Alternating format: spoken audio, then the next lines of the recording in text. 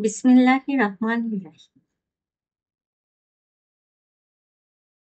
মানবদেহ কি শুধুই মাংস ও রক্তের সমষ্টি?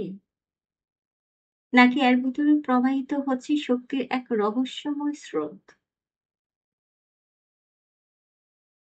গান্ধারী নদী, সংবেদনশীলতার স্রোত।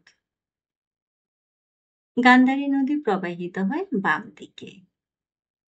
এটি চন্দ্রশক্তির বাহক, সংবেদনশীলতা ও মানসিক শান্তির প্রতীক। এর প্রভাব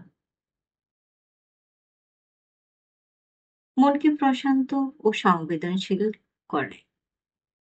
বাম চোখে কার্যক্ষমতা বাড়ায়, ধ্যান ও সৃষ্টিশীলতাকে জাগ্রত করে। অসামঞ্জস্য হলে অতিরিক্ত আবেগপ্রবণতা, হতাশা, দুর্বলতার সৃষ্টি হয়। দেখো নদী সিরিজে আরো ভিডিওর জন্য ফলো করুন আমাদের চ্যানেল।